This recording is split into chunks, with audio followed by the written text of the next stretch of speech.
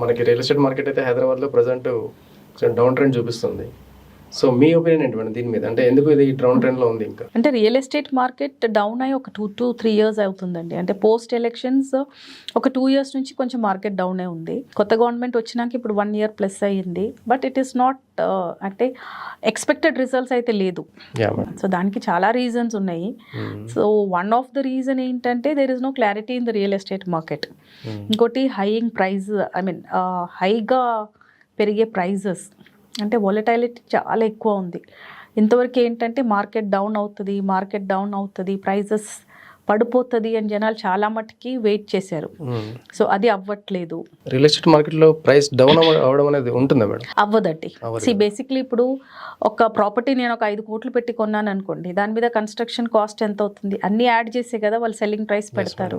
So అంత high కాస్ట్లో కొనేసినాక మళ్ళీ ఇప్పుడు మార్కెట్ డౌన్ ఉందని ఎవరు ప్రైస్ తగ్గారు. ఇప్పుడు ప్రాక్టికలీ చూస్తే కూడా ఒక 2 to 3 years నుంచి మార్కెట్ డౌన్ అవుతుంది అని జనాలు చెప్తున్నారు, కానీ ఎక్కడ ప్రైజెస్ స్లాష్ అయ్యేది మీకు కనపడట్లేదు. So that is the best example. ఏంటంటే ఎంత మార్కెట్ డౌన్ అయినా, ఎంత మార్కెట్ స్టాగ్నెంట్ అయినా కూడా హైదరాబాద్లో ప్రైజెస్ పడదు. So that is not possible. ఇంకోటి మార్కెట్ డౌన్ అంటే మార్కెట్ లేదు అని కూడా కాదు. It is a stagnancy in the market. Okay, ఎందుకంటే ఎక్సెసివ్ ఆఫ్ ప్రొడక్ట్ అయిపోయింది మనకి. కానీ గోయింగ్ ఫర్దర్ కూడా మనకి ప్రైజెస్ పడే ఛాన్సెస్ లేవు, పెరిగే ఛాన్సెస్ ఎక్కువ ఉన్నాయి. సో దాని ప్రకారంగా చూసుకుంటే ద ఇన్వెంటరీ ఏదైతే హైదరాబాద్లో ఇప్పుడు ప్రస్తుతం ఉందో మన లోకల్స్ కంటే కూడా బయట నుంచి వచ్చే వాళ్ళ కోసం వెయిట్ చేసినట్టే ఉంటుంది.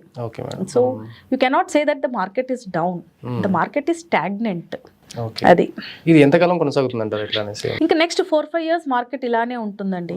చాలా స్లోగా ఉంటుంది. ప్లస్ జనాలు ఎక్స్పెక్ట్ చేసినట్టు ప్రైజెస్ అయితే కిందకి పడదు, కాబట్టి ఆ ప్రైజెస్లోనే కొనేవాళ్ళు అంటే they prepare their mind and they have to buy at that price. So market next 4 to 5 years కూడా ఇలానే కంటిన్యూ అవుతుంది. సో యు మీన్ ఇది మనం బయింగ్ మార్కెట్ అనుకోవచ్చా madam? This is not a buying market, this is a stagnant market. అంటే అవసరం ఉన్న వాళ్ళు కొనుక్కుంటారు.